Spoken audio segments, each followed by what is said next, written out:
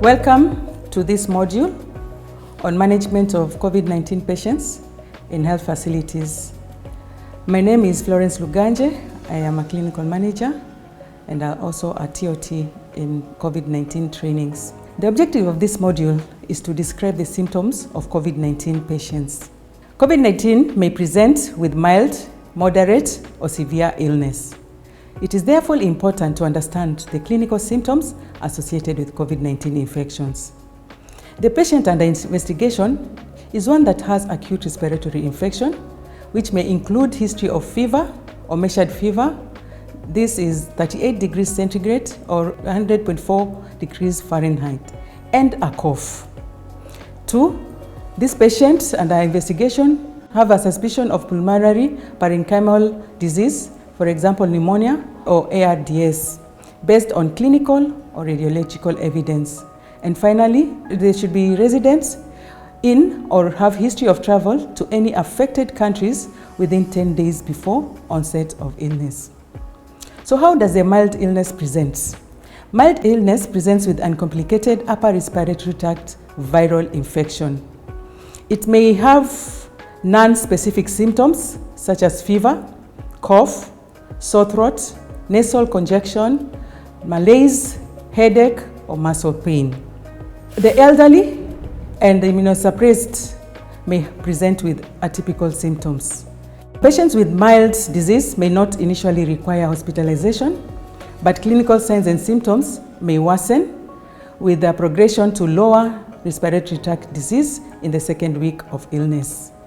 Risk factors for progressing to severe illness may include, but not limited to, older age, underlying chronic medical conditions, for example, lung disease, moderate to severe asthma, cancer, heart failure, cerebrovascular disease, renal disease, liver disease, diabetes, immunocompromising conditions, for example, HIV, diabetes, and severe obesity. Moderate illness presents as a pneumonia. So this patient actually has all the symptoms of pneumonia with no signs of severe pneumonia.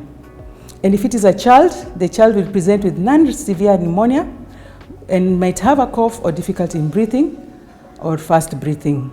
Patients of COVID-19 can also present as severe illness. Severe illness has many syndromes, and the first one we are going to tackle is severe pneumonia in adults, whereby they present with fever or suspected respiratory infection, plus one of the following symptoms: 1, respiratory rate of greater than 30 breaths per minute, severe respiratory distress, or they might also present with oxygen saturation of less than 90% on room air.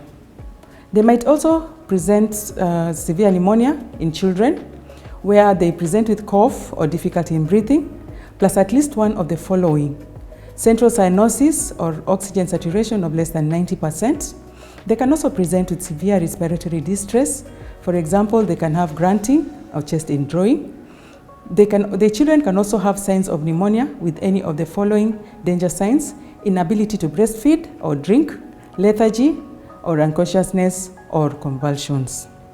The other syndrome that can be associated with a severe illness is acute respiratory distress syndrome, or ARDS. The onset is actually acute. This is within 1 week of non-clinical insult or new or worsening respiratory symptoms. On chest imaging, either through X-ray or CT scan, what we see is that the scan or the X-ray shows bilateral opacities, which are not fully explained by effusion or nodules. Then the other symptom for ARDS is origin of pulmonary edema, where we have respiratory failure that is not fully explained by the cardiac failure or the fluid overload. Another finding for acute respiratory distress syndrome is that there is oxygenation impairment in adults. So the oxidation impairment can either be mild ARDS, moderate ARDS, severe ARDS.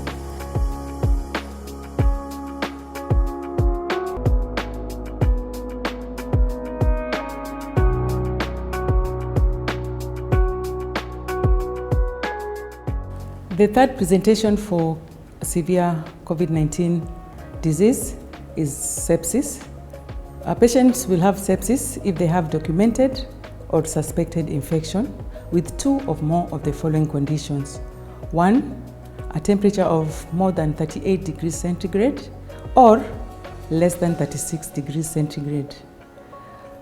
And a heart rate of greater than 90 beats per minute and a respiratory rate of more than 20 respirations per minute, or PA carbon dioxide of less than 32 millimeters of mercury, or a deranged white blood cells. Sepsis can be either severe sepsis or just normal sepsis. So severe sepsis is where sepsis is associated with organ dysfunction. Hypoperfusion, where you have lactic acidosis or hypotension. Organ dysfunction may include oliguria, acute kidney injury, hypoxemia, coagulopathy, thrombocytopenia, altered mental status, ileus, or increased bilirubin in the blood. Septic shock is the fourth presentation of severe sickness. In adults, it presents as persistent hypotension despite volume resuscitation, while in children, it presents as hypotension or altered mental states, bradycardia or tachycardia. Knowing these symptoms will assist the healthcare worker to determine if the patient is deteriorating or the patient is improving. This will enable you to refer the patient or provide additional treatment depending on your role.